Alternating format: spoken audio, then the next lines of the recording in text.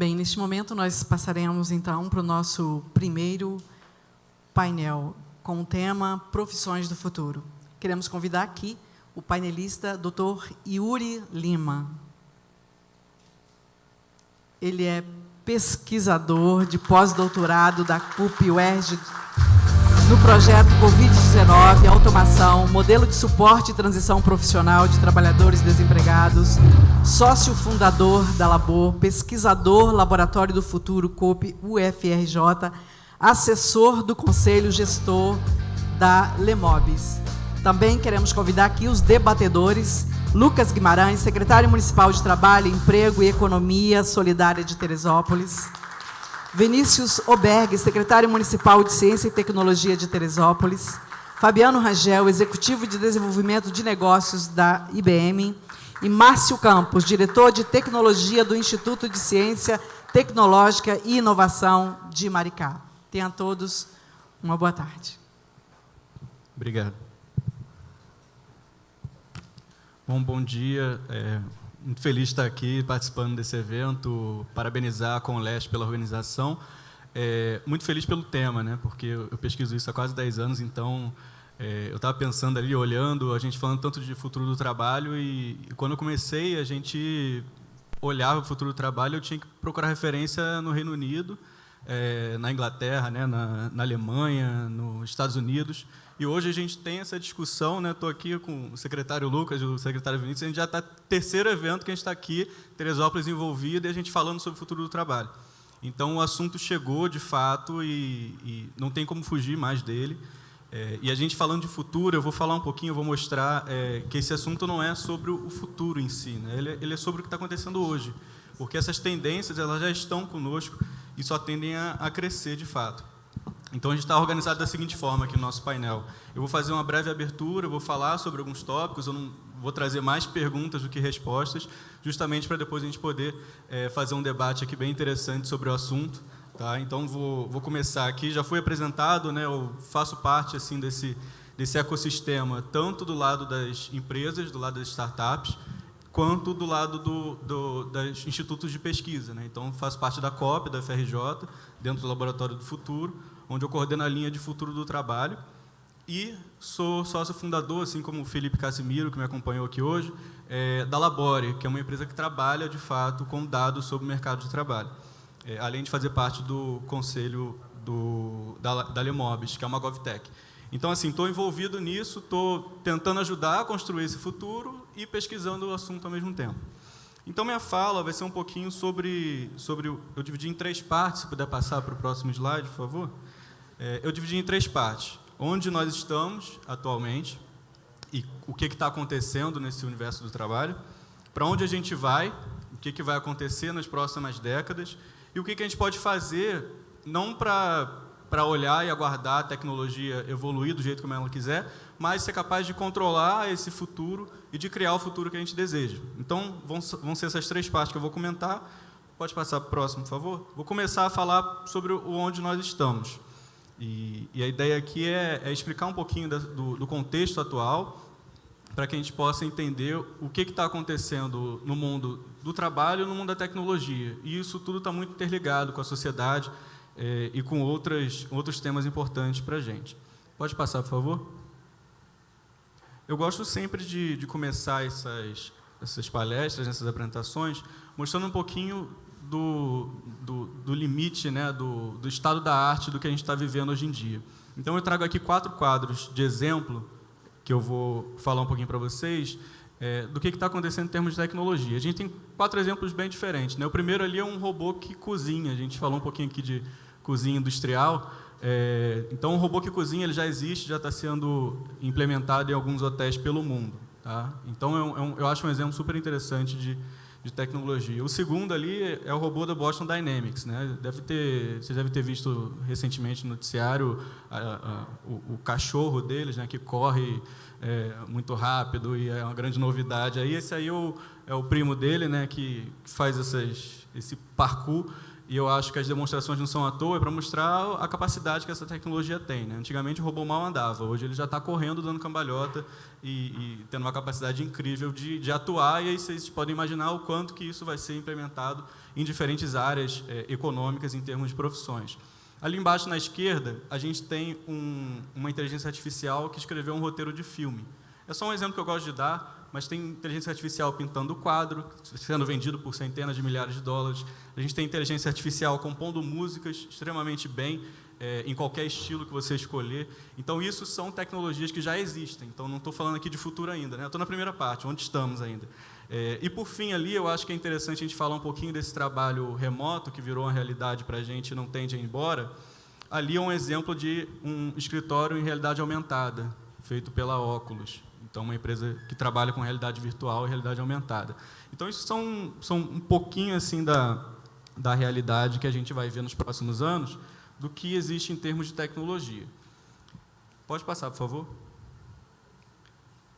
E aí eu acho interessante também a gente saber classificar esses diferentes tipos de tecnologia. Então, aqui eu trago esse esquema, que é um esquema bem simplificador dessa ideia da relação entre tecnologia e trabalho na atual quarta revolução industrial. A gente tem 4 movimentos. A gente tem a digitalização, que já existe, não é novidade, né? O Office é um exemplo, o Netflix é outro exemplo, que é transformar um ativo físico num ativo virtual para facilitar o seu compartilhamento. Então, isso continua sendo super importante.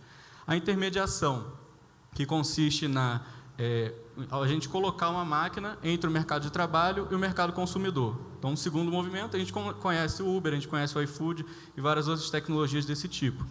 A gente tem a automação, que é a substituição do trabalho humano pelas máquinas. Então, nem sempre a gente vai ter desemprego por automação, mas sempre é a substituição de pelo menos uma atividade do trabalhador pela máquina. E aqui a gente tem um exemplo do autoatendimento, do self-checkout, que hoje em dia está em vários lugares e expandiu muito durante a pandemia. E, por fim, uma quarta maneira como a tecnologia interage com o trabalho é a própria gestão.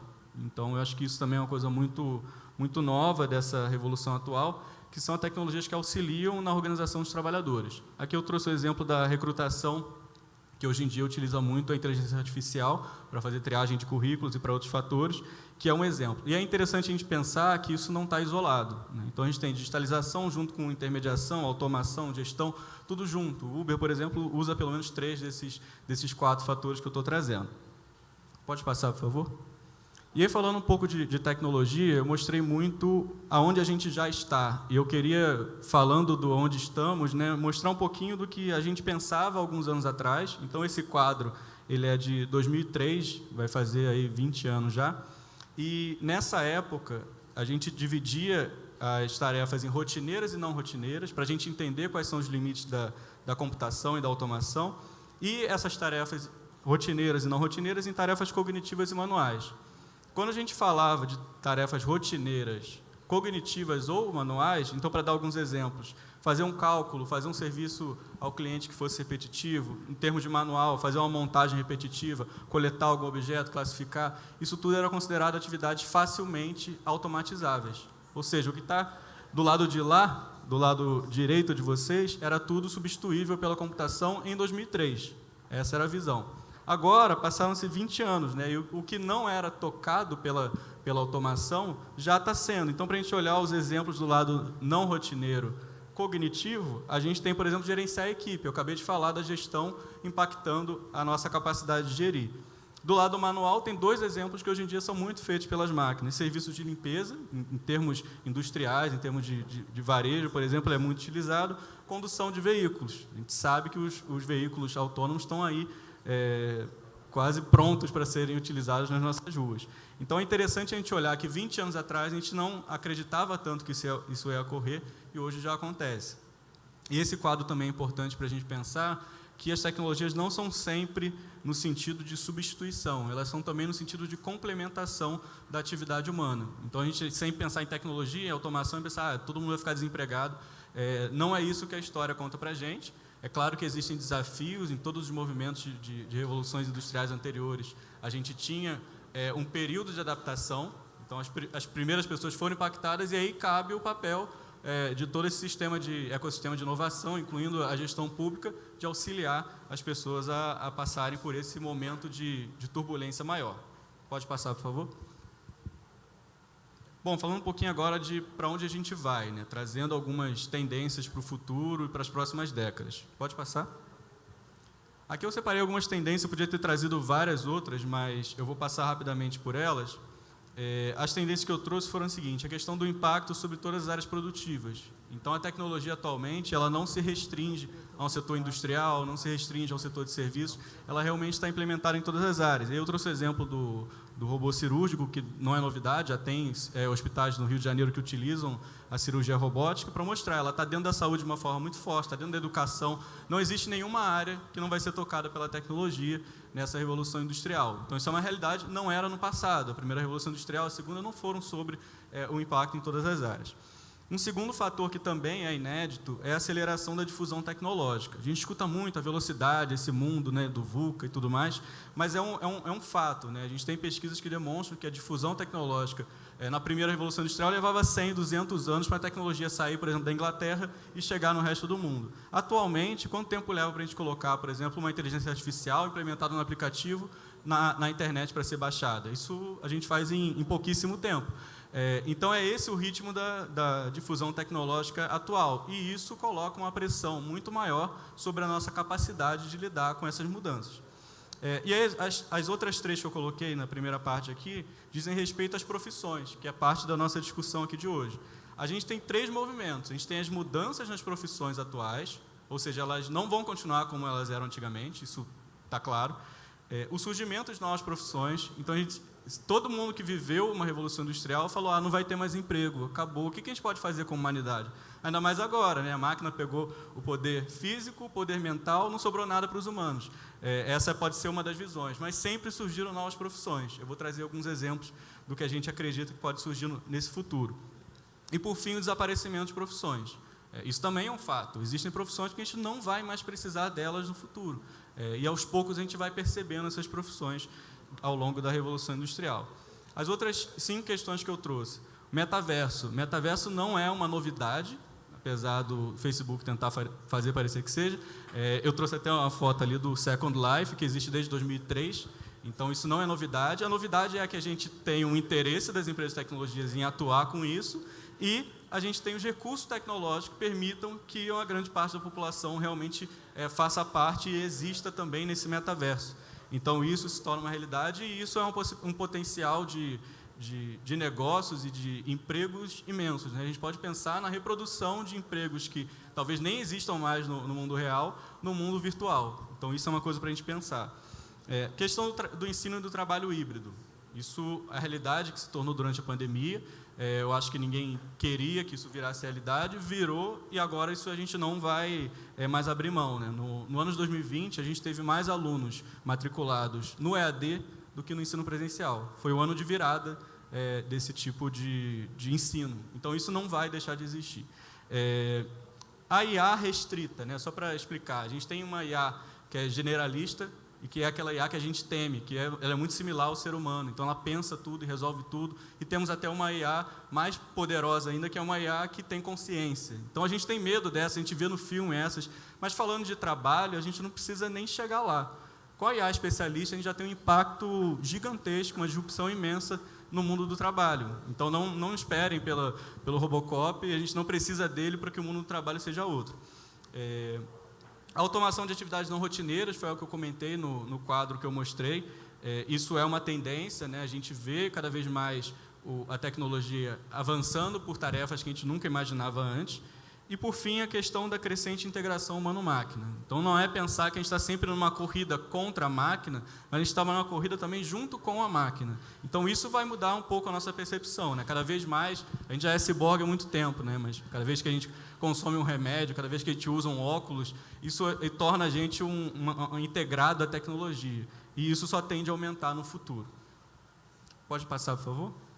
Eu trouxe alguns exemplos de profissões do futuro, não vou me aprofundar em todas elas, só vou trazer um pouquinho dos nomes, e eu acho que elas dão uma ideia, né? Psicólogo ciborgue, então uma pessoa que ajuda a lidar com implantes robóticos e com vícios digitais. Vícios digitais já são uma realidade, já tem psicólogos trabalhando com isso. Nostálgico, uma pessoa que cria experiências em realidade virtual, principalmente para pessoas com idade avançada relembrarem memórias da sua vida. Projetista de carros autônomos, a experiência do carro vai mudar, o trânsito vai mudar. Então, a gente tem a possibilidade de recriar o ambiente interno do carro. Agricultor agroecológico, não preciso nem explicar a importância do equilíbrio agrícola, né, e a introdução disso nas áreas urbanas. Intérprete de IA, então a gente sabe que a inteligência artificial faz coisas às vezes que a gente não entende. E essa transparência da IA, ela é um desafio atual e tende a gerar uma possibilidade de profissão para isso. Chief Ethics Officer, uma pessoa que trabalha com ética e que tem um cargo executivo dentro de uma empresa para isso. Então, a importância da ética, isso já tem empresas como o Google trabalhando com esse tipo de preocupação. Engenharia nanomédica, acho que é autoexplicativo. Negociador de propriedade intelectual, e aqui é interessante não só a propriedade intelectual humana, mas a propriedade intelectual da máquina. Então, recentemente, teve uma inteligência artificial que tentou registrar a sua propriedade intelectual e estava tendo toda uma disputa judicial para isso. Então, esse é uma profissão para lidar com isso. Negociador de dados, que vai trabalhar com aprendizado de máquina e negociação.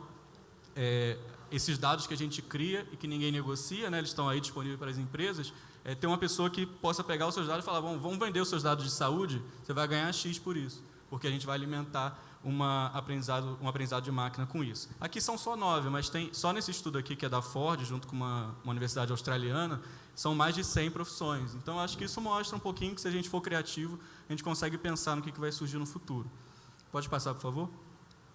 Aqui um pouquinho do que a tecnologia ainda não está fazendo. Eu já falei um pouco disso, mas só para trazer quais são as habilidades que a gente pode esperar no futuro. Então, se a tecnologia ainda não é capaz de inteligência social, criatividade, percepção e manipulação, a gente pode imaginar algumas soft skills do futuro. Isso ela não consegue fazer hoje, talvez faça no futuro, mas o que os nossos jovens deveriam estar aprendendo, né? Tomar as decisões, liderança, empatia, persuasão, comunicação, flexibilidade cognitiva, capacidade de aprender e criatividade. Então, isso são fatores que vão servir para todas as profissões. Eu não estou aqui falando, eu não falei de hard skills, né? Hard skills, cada um vai ter da sua área, mas os soft skills do futuro são aquelas complementares, como eu falei, né? A complementariedade entre o humano e a máquina. Pode passar, por favor? E eu queria fechar minha fala falando um pouquinho do que a gente faz com isso tudo. Então, eu trouxe aqui um monte de informação, um monte de tendência, mas e daí, né? Estamos aqui com muitas pessoas práticas, né, que têm que resolver problemas do dia a dia para poder construir esse futuro do trabalho que a gente quer. Pode passar, por favor? E uma coisa que eu sempre falo, não é porque eu estou aqui num evento de um ecossistema de inovação, né, de um conjunto, de uma rede de municípios, é que a construção desse futuro do trabalho que a gente quer, que eu imagino que seja um futuro do trabalho justo, produtivo e sustentável, ele depende da ação conjunta de todos os atores sociais envolvidos no mercado de trabalho.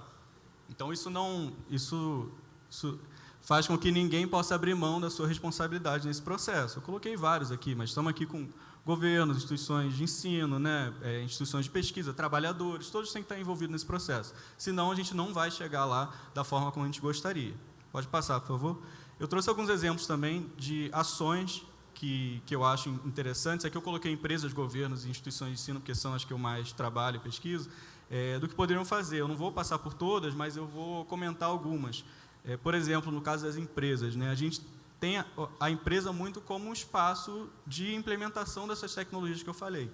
Então, uma coisa que a gente considera muito importante é a questão da automação responsável. O que isso significa? Significa que eu sou capaz de fazer um planejamento tecnológico da minha empresa, eu sei quais tecnologias eu vou implementar nos próximos anos, e eu faço o treinamento dos meus funcionários, eu sou capaz de trazer essa transição profissional para dentro da minha empresa, e não jogar isso no mercado como um problema que deveria ser resolvido pelo governo ou por alguém. No sentido dos governos, uma coisa que eu acho muito importante é o apoio à transição profissional. Então, a gente sabe que nem sempre a empresa vai conseguir se resolver sozinha nesse sentido. Principalmente uma pequena, uma microempresa não vai ter condições de fazer esse treinamento. Então, é muito importante que a gente repense o apoio social que a gente dá aos trabalhadores nesse momento. Não é o mesmo de anos atrás. A gente está falando aqui de transições constantes ao longo da vida e uma necessidade de requalificação profissional muito grande. Em termos de instituições de ensino, que é uma área muito importante para a gente, até para fazer parte de uma instituição de ensino, a gente acha muito importante que tenha também um acompanhamento dos egressos, que é, em si, um acompanhamento da empregabilidade da instituição. Então, é quantificar a empregabilidade, o quanto que os meus egressos que estão saindo da minha faculdade estão sendo capazes de encontrar emprego no mercado de trabalho. E isso retroagir sobre uma atualização mais frequente do ensino. Acho que eu perdi ali o meu slide, mas não tem problema. Pode passar para o próximo.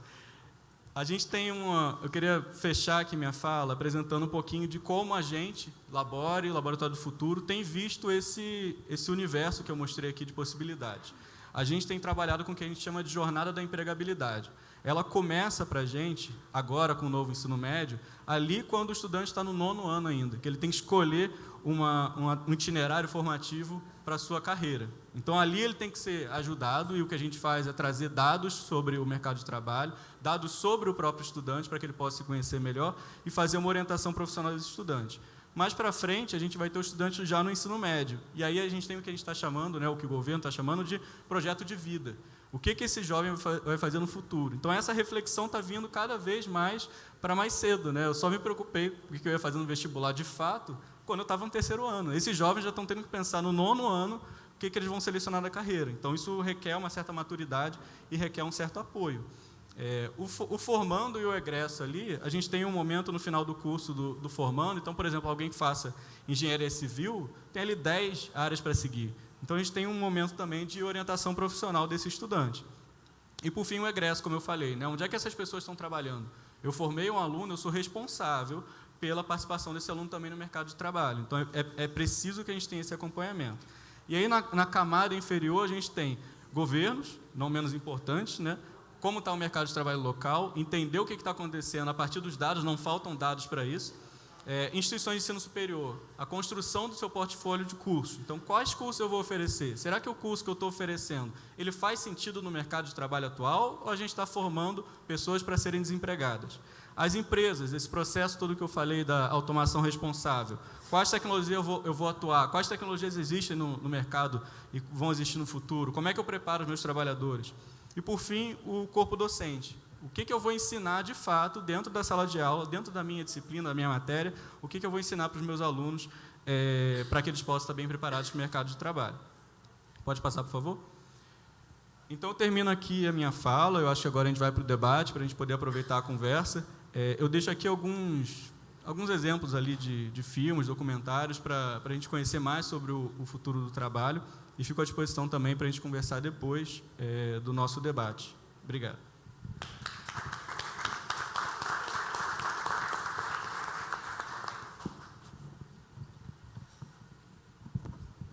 Bom, já falei bastante, eu queria passar um pouquinho a fala para vocês, e eu acho interessante a gente começar trazendo um pouco da visão do local, que foi o que a gente conversou até um pouco antes do evento, para a gente poder discutir esse ecossistema do Conleste. Aí eu acho que a gente pode seguir assim, a ordem, eu acho que cada um pode trazer um pouquinho, e a gente vai fazendo o nosso debate aqui ao longo da conversa. Então, secretário Vinícius, fica à vontade. Parabéns aí, a gente acompanha muito o seu estudo lá na prefeitura, já participou de algumas semanas nossas, né? Tanto com a Secretaria de Trabalho quanto com a Secretaria de Ciência e Tecnologia. Enfim, dá bom dia a todos. Bom dia, prefeito Vinícius Clausen, diretoria do Conleste, a quem eu parabenizo pela realização do evento. O Ed, o Carlos e toda a equipe, o Sebrae presente com a Claudinha e com toda a equipe. É muito gratificante, a gente fica muito feliz de ver a retomada dos eventos presenciais, e aqui em Teresópolis agora com a presença de pessoas como o Aranha, como o Celso, que são pessoas que a gente aprende todos os dias, o Márcio também, Fabiano, Lucas, nosso colega lá na prefeitura. E eu acho que é bem bacana essa visão de trazer para a ótica do território. Inclusive o Márcio vai falar um pouquinho nessa linha, né, de como o território impacta nessas profissões. As profissões acontecem nos territórios, então é importante a gente falar da ótica do território. Mas antes eu queria falar de alguns destaques que eu anotei aqui da sua fala. Primeiro, sobre os empregos ameaçados. Assim, eu acho que uma questão de atenção é que os empregos que estão ameaçados pela tecnologia, pela automação, dificilmente essas pessoas vão conseguir se realocar, né? Porque os empregos que são criados exigem uma alta qualificação e os empregos que estão ameaçados são empregos de baixa qualificação. Vou dar um exemplo, caixa de supermercado, por exemplo. Essa pessoa, dificilmente, se ela não tiver uma capacitação, ela vai se inserir nessas novas profissões que são criadas, né? Esse é o primeiro ponto. O outro é em relação à transformação dos modelos de negócio, né? A gente vê como a transformação desses modelos de negócio pode impactar na geração ou na ameaça desses empregos. Vamos dar um exemplo, por exemplo, aqui, um varejo físico. O cara vai fechar a loja e vai migrar para o varejo digital. Esse funcionário da loja do varejo físico, dificilmente ele vai ter uma vaga de desenvolvedor ou uma vaga no varejo digital se ele não tiver a capacitação e a preparação para isso. Então, acho que são situações para a gente, enquanto poder público, trazer de alerta para a capacitação.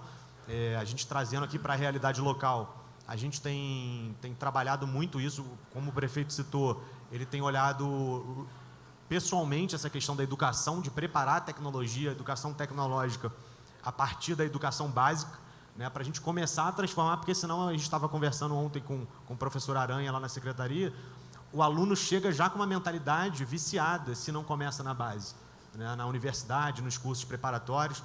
A Thaís está aqui do Serra Tech, a gente também conversa muito isso, que os alunos do programa de residência de software chegam sem preparação de ensino de lógica, de matemática, para ter aquele ensino tecnológico. Então, a educação básica é o que Teresópolis acredita, é o que o prefeito vem trabalhando. Ele citou aqui alguns exemplos de ações que o município vem fazendo na área de transformação tecnológica da educação. Para não me estender muito, depois eu acho que eu posso falar um pouco das ações locais que a gente tem feito na parte de conectividade, enfim, de toda a infraestrutura. Só queria fazer um comentário à questão do modelo de negócio, né? Foi uma coisa que eu tinha destacado ali, acabei não falando. A gente depende da criação de modelos sustentáveis de negócios, né? Se o modelo de negócio da empresa for para destruir o mercado de trabalho local, e a gente sabe que as empresas têm essa capacidade, a gente tem um mercado financeiro muito forte apoiando certos modelos de negócio, elas são capazes de realmente destruir o mercado de trabalho local. Então, é muito importante para o setor público também prestar atenção no que está chegando de tecnologia, né, fazer esse monitoramento constante, do ponto de vista também de negócio. As empresas, elas trazem já um modelo de negócio embutido na tecnologia, e parece que aquilo é inevitável, mas é evitável, né? Então, isso é importante também a gente refletir. Achei muito interessante você trazer esse ponto, mas aí queria deixar Yuri, eu posso fazer um comentário? Claro. Pegar um gancho, desculpa pegar a tua vez aqui Mas eu até queria fazer uma pergunta aqui para todo mundo. Quantos já ouviram alguma vez, alguma estatística, falando o seguinte: até 2030, X% dos empregos desaparecerão por causa de uma determinada tecnologia? Acho que todo mundo já ouviu isso, né? Eu já fiz uma pesquisa sobre isso. Pois é. Até 2030, 49% das profissões desaparecerão. Então, isso é um ponto. Agora, tem um ponto que a gente ouve pouco, que é o seguinte: quais são as oportunidades que estão surgindo através de tecnologias emergentes? Tá?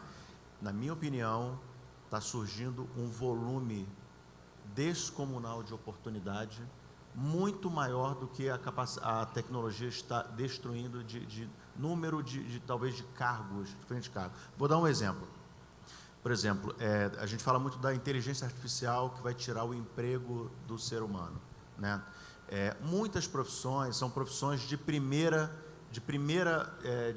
como a gente fala, primeiro emprego. Por exemplo, call center é o primeiro emprego e tem um turnover enorme, tem uma rotatividade enorme, nem chegam a ficar um ano, né?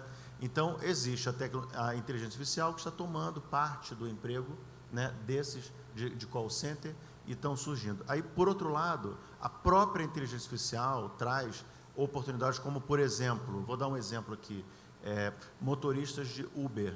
Era uma oportunidade que ninguém mapeou. Se essa tecnologia não existisse, milhões de empregos não teriam acontecido, né? Esse é um emprego que não depende de muita qualificação. A pessoa usa um conhecimento próprio, que é dirigir, e usa um recurso próprio, tá? Então, tem tecnologia, tem oportunidades que estão vindo que não exigem qualificação. Por exemplo, entregador. Hoje, eu fiquei sabendo que várias profissões passaram a trabalhar como entregador durante a pandemia, desde garçons e tal, porque esses comércios estavam fechados. Então, não depende de muita qualificação.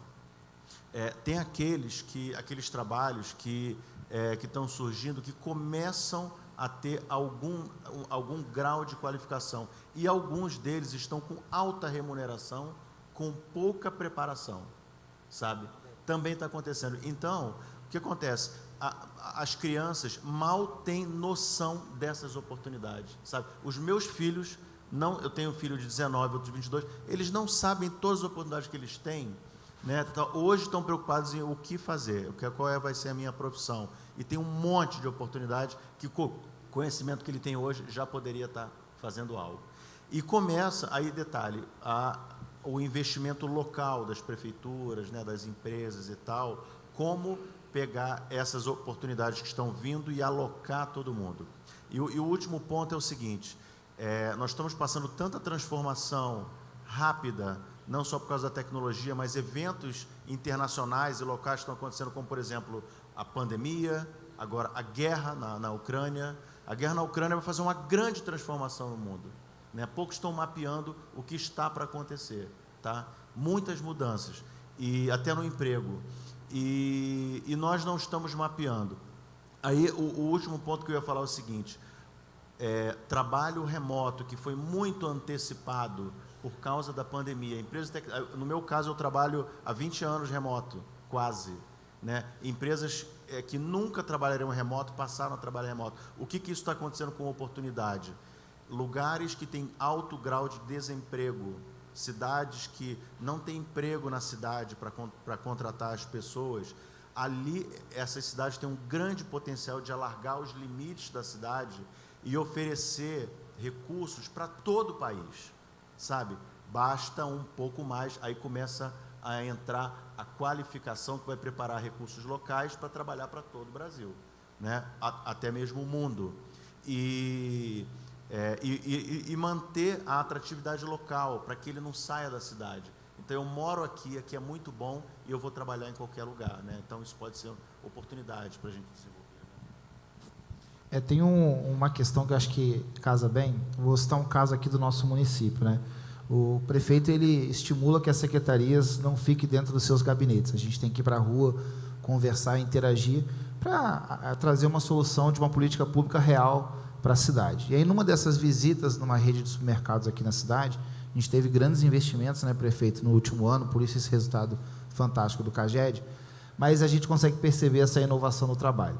Essa rede de supermercados, antigamente, ela tinha aquela pessoa que coletava o dinheiro em cada caixa. A gente já deve ter passado por isso, né? Você está na sua compra, está ali querendo sair, e aí para tudo para fazer o fechamento do caixa e alguém pegar o dinheirinho, e levava isso para uma sala fechada, reservada, onde fazia a contagem do dinheiro. Essa rede, ela fez uma transformação e colocou o caixa 24 horas. Uma estratégia para chamar mais cliente, porque sabe que tem um caixa 24 horas, e também se dá uma velocidade no negócio, porque agora você pega o dinheiro do caixa, ele terminou o ciclo, deposita ali e já está o dinheiro na conta. Perdemos empregos por causa da tecnologia. A mesma empresa faz uma reposição durante a pandemia, porque agora você tem um aplicativo, você faz a compra do supermercado, e agora vocês devem estar vendo filas de carrinho que ficam paradas ali, porque alguém fez uma compra pelo aplicativo e precisa de alguém que vá na gôndola, faça aquele pedido, bota na embalagem e aí manda entregar. Então, a tecnologia tem os dois lados, sim, né? E aí vamos trazer um pouco mais para uma realidade local, né? Você tem, sim, o fomento, as boas iniciativas, não só o que a prefeitura faz, a prefeitura no projeto Pra Cima Terê tem os seus eixos estratégicos nesse sentido, a gente tem a universidade local com grande investimento, né, as instituições entrando para gerar essa rede nova de trabalhadores, de programadores, mas você tem aquele trabalhador básico, foi mencionado o caixa.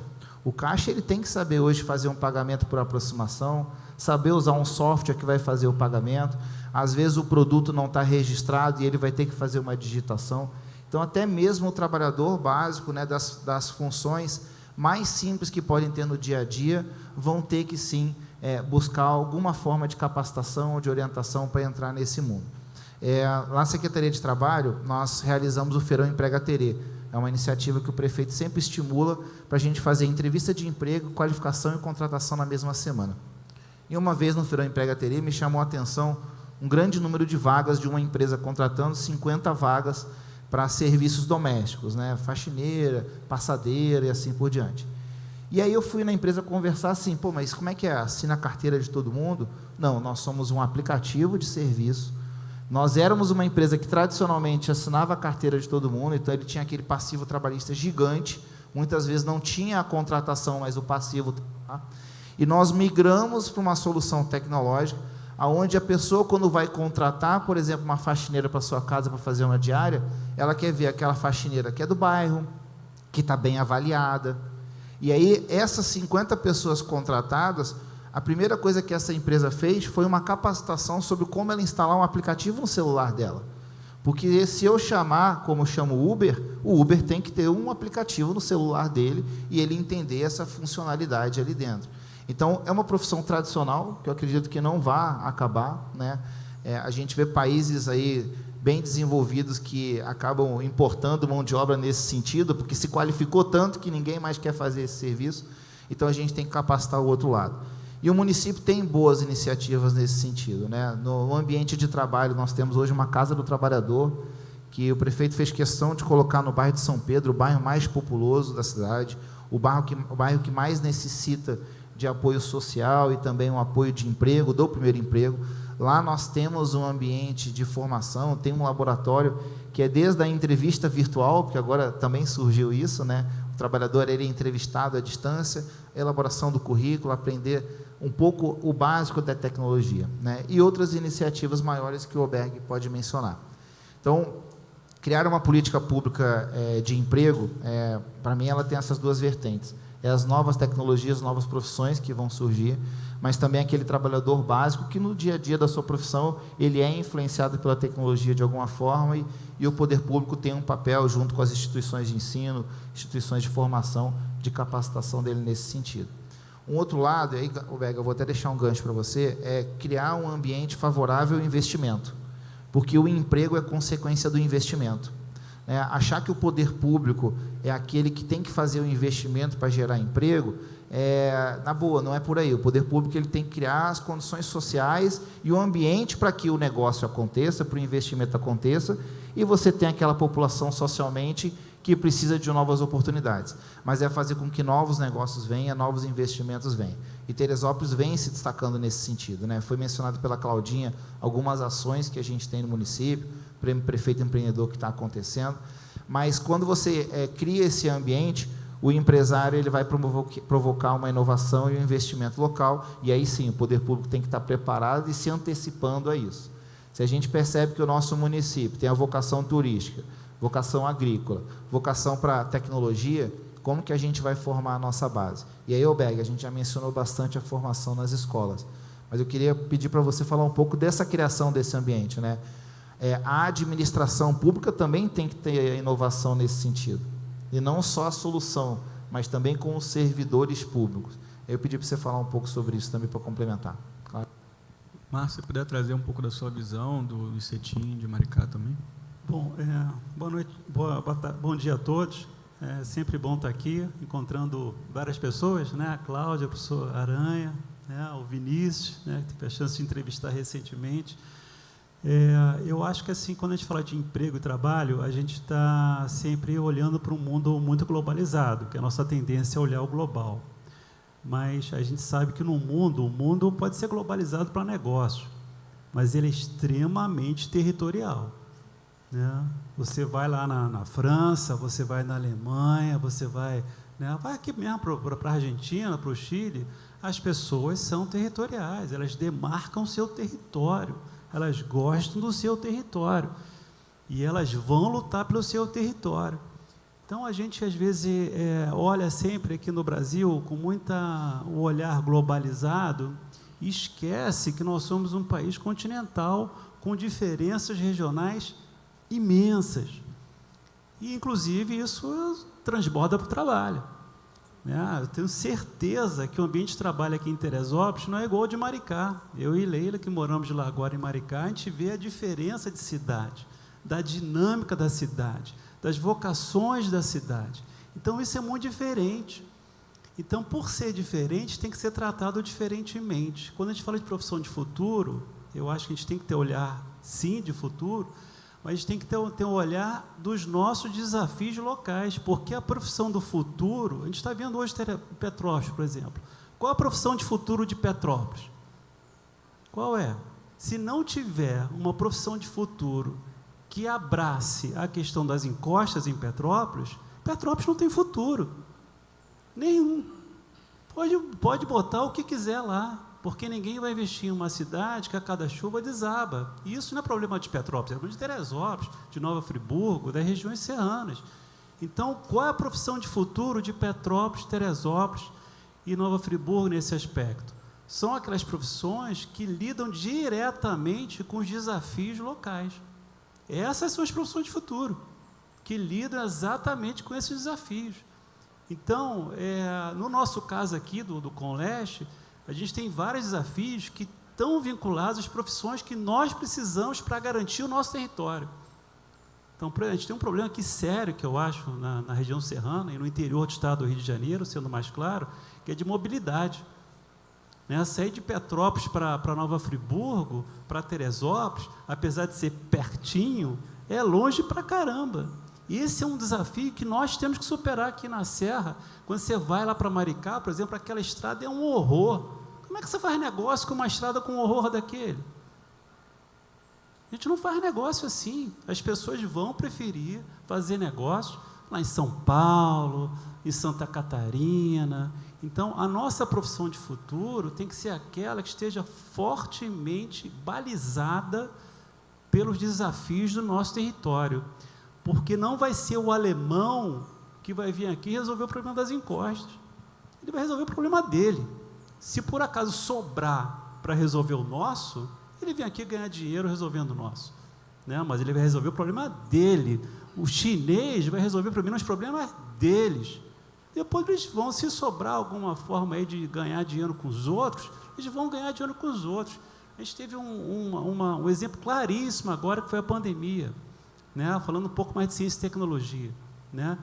Esses países que investiram em ciência e tecnologia, investiram em vacina, não foi para vender vacina para os outros, eles queriam garantir que o seu território fosse protegido, que a sua cultura fosse garantida, que os seus habitantes daquele território vivessem. Esse foi o investimento em ciência e tecnologia inicial desses países, para defender o seu território. Então, eu acho que os nossos desafios, a gente tem que ter a visão, efetivamente, da tecnologia, como é que ela atrapalha, ajuda, modifica, rearruma. Isso a gente tem que ter essa visão. Mas uma visão que antecede um pouco a isso é a visão do nosso território. E eu acho que o poder público tem que agir nisso.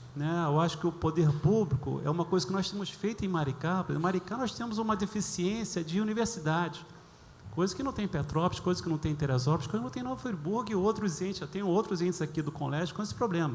Mas Maricá a gente não tem universidade que nós vemos, por exemplo, aqui na região serrana. É um desafio nosso lá, trazer. Então, a gente tem que ter a capacidade de investir em ciência e tecnologia para você criar essas novas oportunidades de negócio através da ciência e tecnologia, para você garantir emprego local. Então, assim, aqui em Teresópolis, eu sei que tem a questão da agricultura muito forte. O poder público pode puxar a ciência e tecnologia para a agricultura, sim. E aí você alavancar novos negócios a partir daí.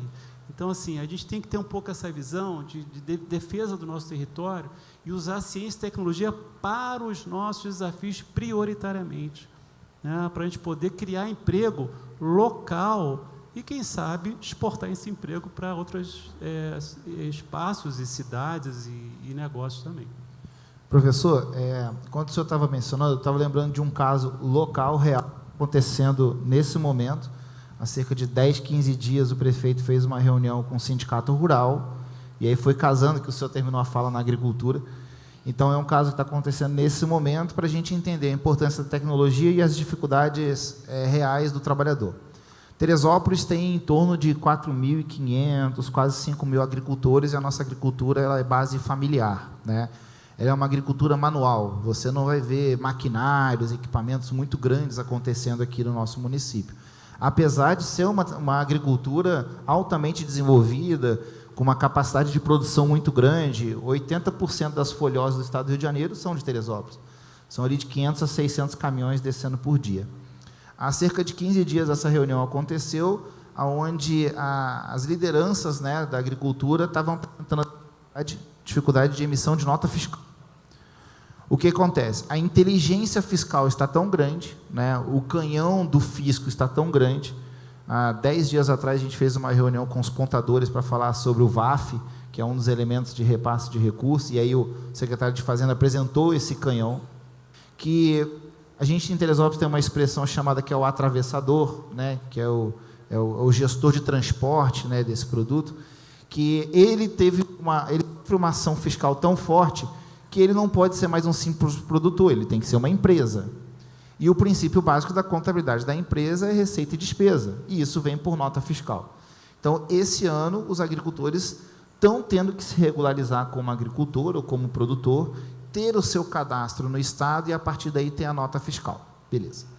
Bom, essa nota fiscal, parte dela é talonário, parte dela é nota fiscal eletrônica. Aí começou. Para ter a nota fiscal eletrônica, ele tem que ter o certificado digital. E aí a gente está falando que o agricultor, e aí não estou julgando a capacidade do agricultor, não tem nada a ver com isso, eu estou falando da realidade dele. 4 da manhã ele vai para a roça, é uma coisa linda de ver a produção no interior de madrugada, começa às 6h30, 7 horas, começa a encaixotar, ele bota na frente da propriedade dele, ou ele vai vender, por exemplo, em água quente, na pedra, lá o atravessador vai pegar e vai fazer a distribuição. E aí ele volta para começar a semear novamente. E eu estou falando que ele vai ter que ter acesso à internet, beleza, isso minimamente tem que acontecer, mas tem que ter um sistema de emissão de nota fiscal com um certificado digital, numa agricultura que está envelhecendo. Porque o filho desse agricultor, por mais que ele saiba que a vida foi construída pelo pai trabalhando, ele não quer mais estar ali, é o êxodo rural. Então, olha só como a gente tem um problema real, que está acontecendo nesse momento, e aí tem que se pensar em soluções. Então tira a questão fiscal? Não, isso continua, mas talvez com uma solução mais fácil, com um aplicativo intuitivo, com algo que funcione para ele. Né? A gente vê vários colegas agricultores que quando você pega o WhatsApp, isso acontece naturalmente com a idade, a letra é desse tamanho, para conseguir estar ali. Agora imagina você entrar num software para emissão de nota fiscal, que as letrinhas são pequenininhas com uma série de campos. Isso vai gerar uma dificuldade. Então, é um caso real, local, que nós temos que encontrar uma solução. Não é ir para evasão fiscal, não é deixar de fiscalizar, de ajudar, mas é orientar, capacitar e transformar essa tecnologia em algo acessível e que vai funcionar. Porque senão você vai ter, às vezes, aquele produtor, ou pequenas empresas, né, Claudinha, MEIs, que a gente pega, que ele vai preferir assim, ficar escondido mesmo, à margem de uma legalidade, mesmo sabendo que ele vai ter vários outros benefícios, mas ele prefere ficar ali porque vai complicar muito a vida dele. Então, é um caso prático que a gente tem aqui.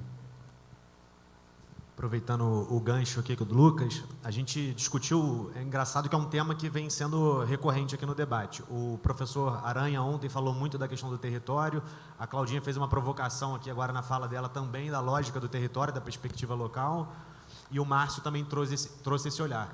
E aí a gente fala um pouco dos eixos que a gente vem trabalhando aqui dentro dessa questão do desenvolvimento local para criar condições de um ambiente de negócio favorável para essas novas profissões, né? Porque essas novas profissões elas estão inseridas num território. O cara pode trabalhar para uma empresa fora do país, de Teresópolis, mas ele precisa de contexto e de infraestrutura, por exemplo. Né? Ele precisa de conectividade. O Lucas falou aqui agora da questão do interior. A gente tem um problema sério no interior de Teresópolis, que são as áreas de sombra de telefonia. Então, como é que a gente vai exigir a inclusão digital de um produtor, de um agricultor, se ele não tem sinal nem para receber um Pix, por exemplo, um pagamento, né? Então, esse é um tema que a gente está muito atento. O prefeito já teve uma audiência na Anatel, a gente conseguiu inserir essas áreas de sombra no leilão que foi realizado do 5G, que também vai englobar áreas de 4G nessas regiões. Então, a questão da conectividade é um ponto de atenção. Teresópolis foi, em 2019, eleita uma das 100 cidades melhores ambientes para se fazer negócios no país pela primeira vez, em função da conectividade. Hoje a gente tem um dos maiores percentuais aí de conexão por fibra ótica, acima da média estadual e acima da média nacional. a prefeitura está induzindo essa expansão de rede fibra ótica pelo interior, então isso vai ajudar muito. Eu acho que é um tema, assim, a conectividade é a base de tudo isso, é uma das bases de tudo isso que a gente está discutindo. Outra base dessa questão do território é a expansão do ensino, né? A gente falou de educação básica, mas, por exemplo, Teresópolis, assim que o Vinícius assumiu em 2018, não tinha uma universidade pública. E a gente vê os casos de sucesso, que a gente também estava conversando ontem no Brasil, de ambientes de inovação, como, por exemplo, o Porto Digital, no Recife, ele surgiu a partir de uma universidade federal, a partir do ensino de pesquisa, do ensino, da pesquisa, do investimento em incubadoras. Florianópolis também, o caso de Florianópolis, do ecossistema de inovação, surgiu numa universidade federal. Então, é um tema que a gente vem trabalhando. Hoje, o Polo CDR de Teresópolis já são mais de 200 alunos cursando universidade pública de forma semipresencial. A gente está com uma pós-graduação em Educação Tecnológica da Rural agora, nesse momento, com 100 vagas em Teresópolis. Então, eu acho que esse é o segundo eixo, né? O eixo de formação e trazer educação de várias frentes.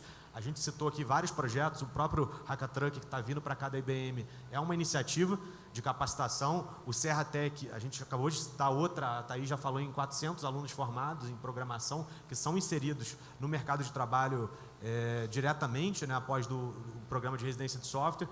E o terceiro e último eixo, que eu acho que é um eixo que a gente ainda não falou aqui diretamente, é um eixo que é uma especialidade do Márcio, que é a questão do fomento, né, da gente estimular a partir da aprovação das leis de inovação.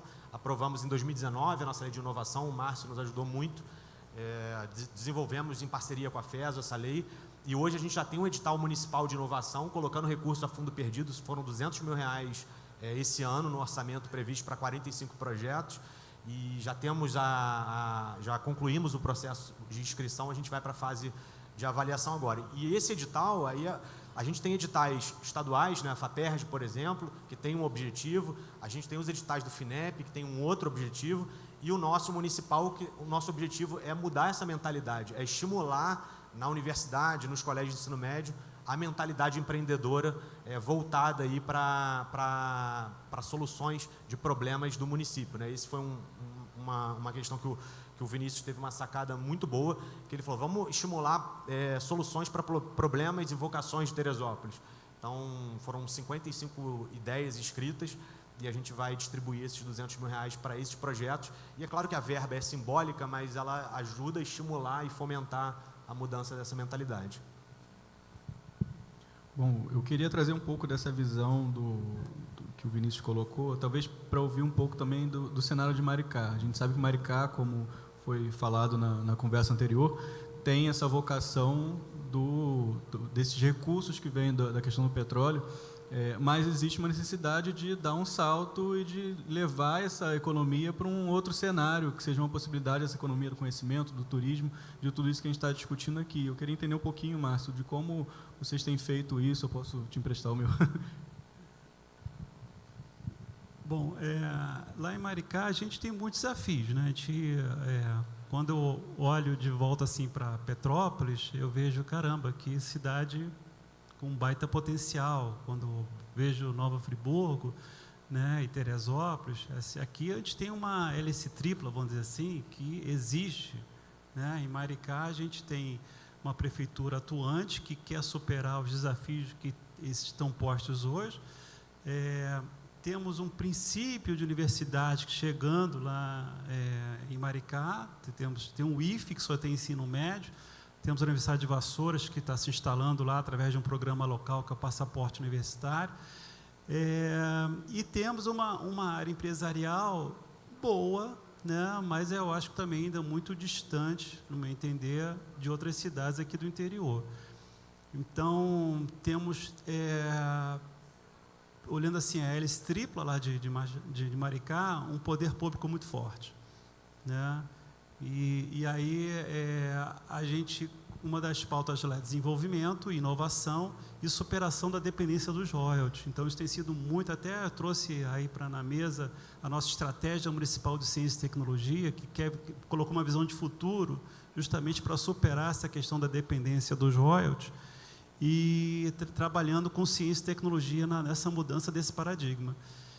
Então, assim, é um trabalho muito grande ainda, a gente está num trabalho ainda muito inicial, mas a gente tem usado compras públicas de inovação, encomendas tecnológicas agora o edital das startups. a gente está puxando inovação. Então, assim, é um pouco... A gente fala assim, às vezes as pessoas não entendem isso, né? Então, Maricá está puxando inovação.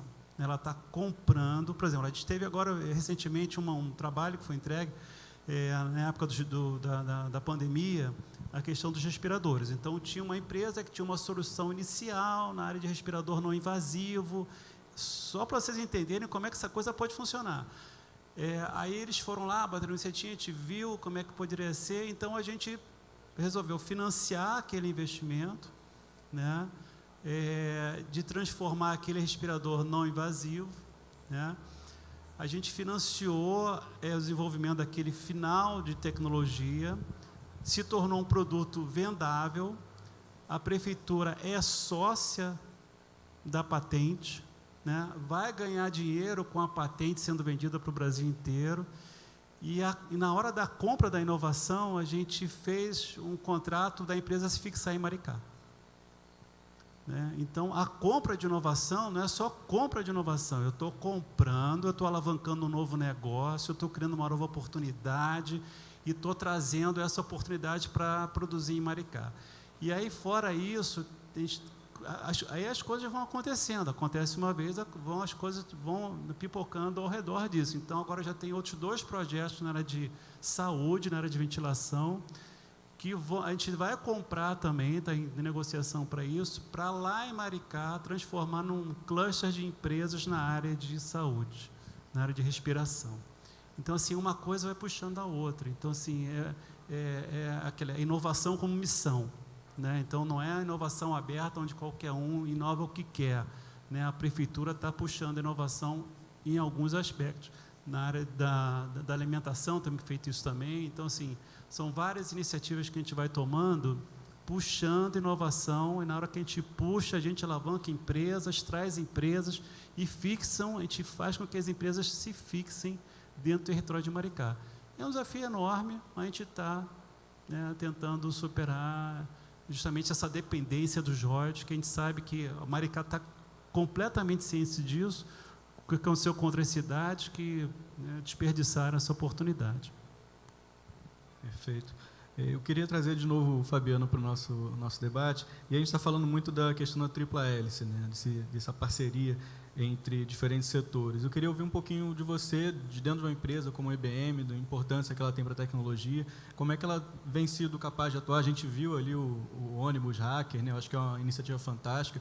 Eu queria trazer um pouquinho você para essa conversa da tripla hélice e como a gente pode fazer isso para construir esse futuro do trabalho. Tá bom. A gente tem, Yuri, alguns programas muito interessantes.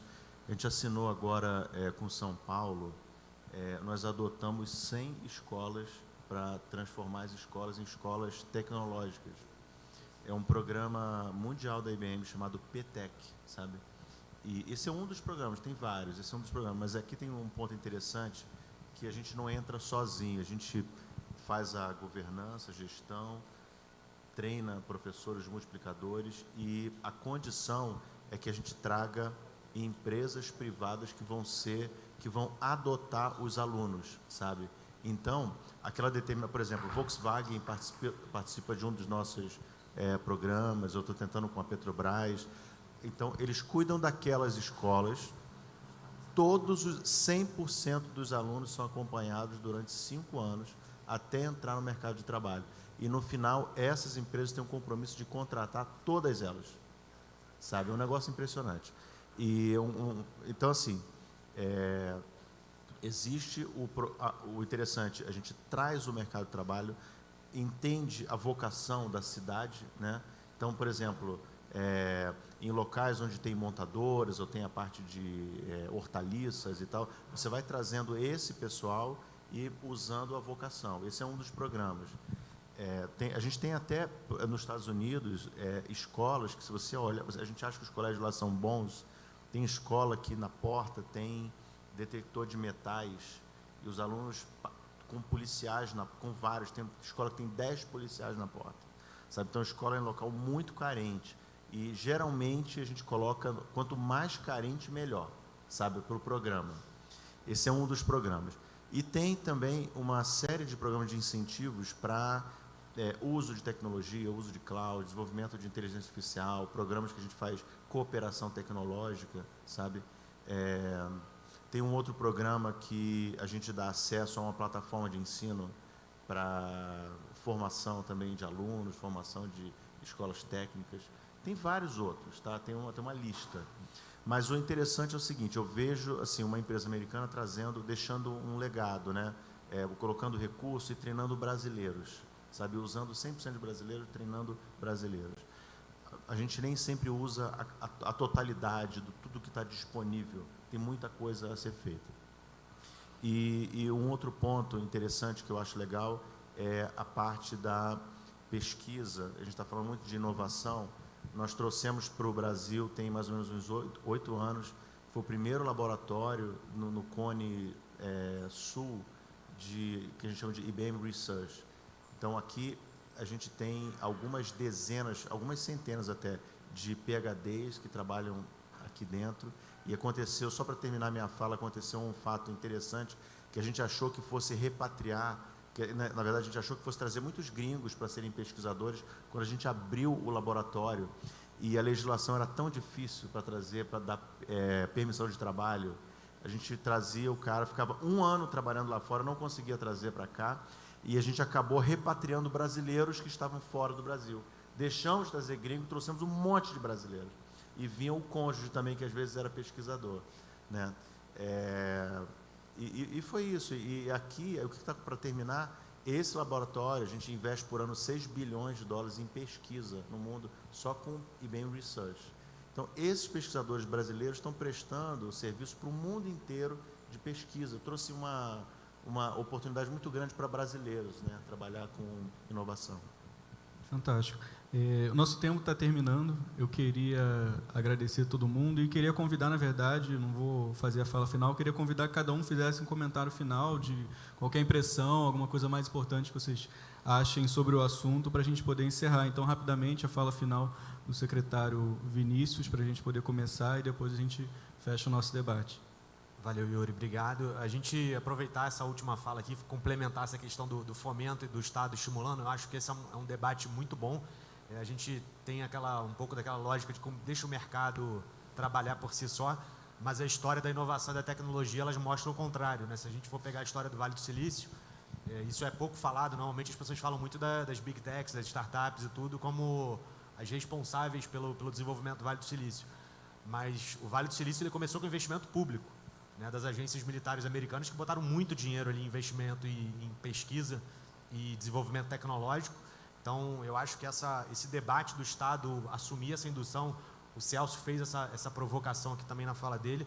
Eu acho que, no caso da inovação, eu não concordo com essa lógica de deixa o mercado atuar sozinho, né? Eu acho que o Estado tem que, sim, ter um protagonismo e estimular, principalmente na nossa realidade no Estado do Rio. Acho que Maricá está dando um exemplo, está tentando fazer diferente do que foi feito no Rio, né, em termos de investimento da verba de royalties do petróleo e conseguir converter isso de um bem finito para uma economia sustentável. Então, acho que é muito bacana essas iniciativas que a gente viu aqui hoje. Tem outras palestras bem bacanas à tarde. O Vladimir, que é o sócio da Alterdata, sócio fundador da Alterdata, vai estar aqui. Ele acabou de voltar de Nova York, da NRF. Então, eu acho que vai ser um momento muito especial que a gente vai ter à tarde, e entre outras palestras também, para a gente poder debater outras frentes e ter outras visões do tema central do evento. Bom, a última vez que nós tivemos um encontro, né, com a Microsoft, você mencionou um hackathon e o prefeito pediu, né? Então, tenho certeza que se ele estivesse aqui, ele teve que atender uma urgência, ele falaria para a Microsoft adotar uma escola em Teresópolis. Então, já vamos deixar o pedido. Última vez aconteceu, quem sabe acontece agora, não seja por isso. A Satieri, secretária de Educação, tem desenhado com o Vinícius Soberg, é um pedido do Vinícius, que a gente tem escolas com vocação. Então, a gente está desenhando uma agrícola, está montando algo turístico, e a de tecnologia, eu acho que é a que está mais avançada na discussão inicial. Oi? Já temos a Olímpica, né, que são 11 escolas que já estão em execução. Então, já deixo o pedido aqui, antecipado, em nome do prefeito, com certeza, né? É uma provocação, né, sabendo que nós temos aqui vários empresários, né, representantes de empresas assim, e pegando um pouco o que a gente está vivendo na prefeitura. Deixar algumas perguntas e estímulos para vocês, né? Primeiro, quantos de vocês, dentro das suas organizações, estão pensando o que a solução tecnológica pode ajudar no dia a dia de vocês. Eu olhei para o André aqui, sei algumas histórias das empresas dele, né, até tem um sistema dos seus vendedores ali, do ordenamento, que virou uma outra empresa, um outro negócio. E aí, assim, quantos de vocês já mapearam, poxa, dentro da minha empresa, o que eu posso ter de solução que vai dar mais produtividade, que vai dar mais resultado, né, que eu consiga provocar uma automação, um cruzamento de dados que me leve um pouco mais para o campo estratégico, né? O que existe da Microsoft que pode ser de solução, o que o Sebrae tem de solução ou outras áreas nesse sentido. E aí, depois que você fizer esse pensamento, o que a sua equipe de trabalho vai precisar passar para essa solução acontecer, né? Nós temos casos na própria prefeitura em que a gente compra uma solução maravilhosa e aí a gente precisa fazer isso conversando com os servidores, porque se ele não fizer parte do processo, talvez a gente não vá detectar o agudo do agudo, que é o que trava o dia a dia dele. E às vezes vai dar uma solução maravilhosa que não vai fazer parte da cultura dele. Então pensem isso pelo outro lado. Eu acho que o terceiro ponto também é, dentro da minha área de negócio, né, a área que eu atuo, e talvez o semelhante, o que outras empresas estão fazendo aí que são diferenciais? Se você pega a pandemia, tem várias atividades que estão repensando a sua volta presencial ou vão fazer isso de forma em particular. Conheço um número de restaurantes aqui em Teresópolis que mudou parte da sua operação para venda pelo delivery mesmo, porque o custo dele é menor e ele otimiza. Às vezes o forte dele era o almoço e não é o jantar. O jantar dele ali está consumindo um financeiro muito grande, então ali é a hora que ele vai fazer o delivery e uma entrega diferenciada. Então, acho que 3 provocações para os empresários e deixar as instituições, não só o poder público, mas principal instituições de ensino e de fomento, à disposição, porque tem muita tecnologia acontecendo aí. E agradecer novamente a sua presença. Obrigado. Márcio, por favor.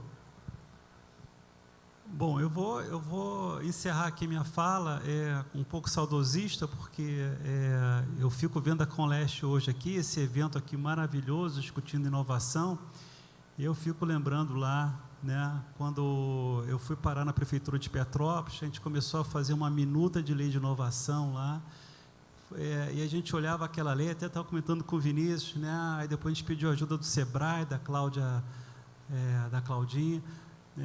está ali a Cláudia, assim, era uma coisa assim que a gente olhava aquilo, assim, será que isso vai dar certo? Será que... E eu sempre acreditei muito nessa questão do coletivo, de estar junto. Eu acho que inovação não se faz sozinho, inovação se faz no coletivo. Nem cidade pode fazer sozinho, vocês têm que estar juntos, porque tem complementariedade, né? Tem pontos de diferença que podem ser positivos na hora da inovação. Então, eu olhava aquilo e falei assim, será que isso vai dar certo? A gente teve várias reuniões lá no Sebrae, teve vários debates sobre a lei de inovação de Petrópolis, e até um dia que a gente foi na Câmara de Petrópolis, visitamos vereador e vereador, né? Aí saiu, né, da forma que a gente estava querendo, né? E aí quando você falou, opa, tem alguma coisa nova aqui, né? E aquilo foi um marco muito bacana, porque a gente já estava conversando muito com Teresópolis, né, com Nova Friburgo, com outras cidades, e hoje a gente vê assim, uma coisa que a gente não precisa falar mais, já está aí. As pessoas já estão falando sobre isso, já estão debatendo sobre isso, já estão falando de startup, já estão não sei o quê. Então, assim, aquilo que era uma ideia, assim, que, né, bem vaga naquele momento, mas que a gente tinha, pelo menos eu tinha um imaginário que isso já estava, de uma maneira, fermentando nas cidades. Faltava, assim, a gente fazer um estalo para a coisa acontecer. E fico feliz de estar vendo o Conleste fazendo isso também, assumindo essa bandeira, as prefeituras engajadas, as prefeituras com lei, com conselho, com sistema, com fundo. Isso é muito bacana de ver. Eu acho que é uma mudança muito radical que a gente vai fazendo silenciosamente no interior do estado do Rio de Janeiro. O Celso hoje colocou aqui a questão da lei estadual de inovação, que eu tive a chance de participar também e ajudar a fazer. E a minha fala dentro da lei do estadual, na proposta, foi justamente assim, o Celso até comentou aqui, vamos garantir recursos da FAPERJ para o interior do estado. O interior do estado precisa desses recursos, não pode ficar só com recursos para a capital. O interior tem que fazer acontecer também e precisa de fomento. A gente não pode ficar fomentando o que já está fomentado. Tem que fomentar onde não está fomentado, que é o interior do estado do Rio de Janeiro. né, e equalizar um pouco as questões de ciência, tecnologia e inovação em todo o Estado. Então, fico muito feliz de estar aqui com todos, comungando dessa mesma religião. Então, muito obrigado a todos. Eu vou fazer uma fala curta. Eu estou achando assim, muito interessante. Eu acho que essa sinergia, né, com o Leste, essa integração entre os municípios, eu acho que vocês ganham muita força com isso. Aprender um com o outro, né, uma lei municipal que está dando certo em uma, replicar o outro lado, e quem sabe até mesmo desenvolver inovação em conjunto, né, 2, 3 municípios trabalhar junto em inovação, isso pode também promover um cenário bem interessante. E queria terminar agradecendo a oportunidade de estar aqui, estar participando aqui de Teresópolis, de falar que a IBM, a gente está com portas abertas para outras oportunidades, independente, né, eu acho que essa questão de inovação, até mesmo sem contrapartida, a gente poder fazer um pouco de contribuição para esse cenário de educação e trabalho. Tá? Conta com a gente. Fantástico. Então, encerro aqui o nosso primeiro painel e desejo um restante de evento que vai ser fantástico, muito bom para todas e todos.